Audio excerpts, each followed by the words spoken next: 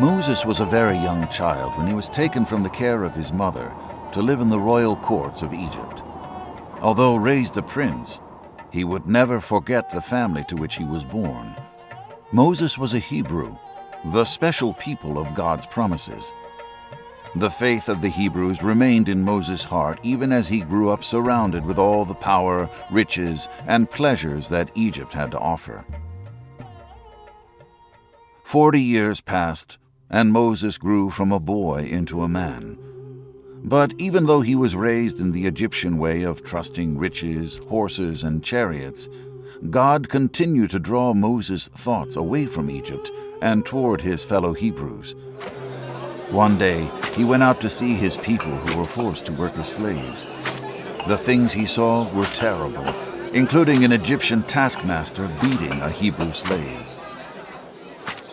When Moses saw this, it broke his heart and filled him with anger. It was as if this man were attacking his own brother. Moses waited until he thought no one was watching. Then he charged toward the Egyptian, killed him, and buried his body in the sand.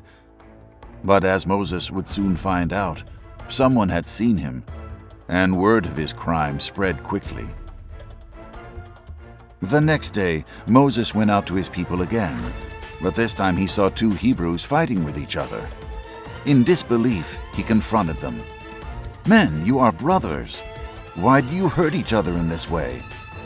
One of them replied, "Who made you a ruler and judge over us? Are you going to kill me the way you killed the Egyptian?" Moses was terrified. Everyone knew his awful secret. Meanwhile, Pharaoh was furious when he heard what Moses had done. By defending a Hebrew slave over an Egyptian taskmaster, Moses had rebelled against Pharaoh himself. Pharaoh ordered that Moses be captured and killed immediately. But Moses had already fled far away into the wilderness. Moses left Egypt behind. But this was just the beginning of his story. Moses ran for his life until he came to a place called Midian, where he rested at a community well. 7 women arrived at the well to get water, but they were driven away by a band of rival shepherds. Moses sprang into action to defend the sisters. He quickly defeated the shepherds, then helped the girls water their flock of sheep. When Jethro, the girls' father, heard about what Moses had done, he insisted that Moses be brought home and given a hero's welcome.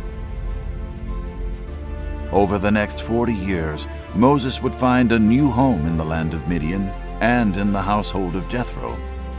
In time, Jethro gave one of his daughters to Moses as a bride, and Moses started a family. As the years passed, Moses would learn humility and the strength of a good shepherd. When the time was just right, God would call upon Moses to lead one of the greatest deliverance stories ever.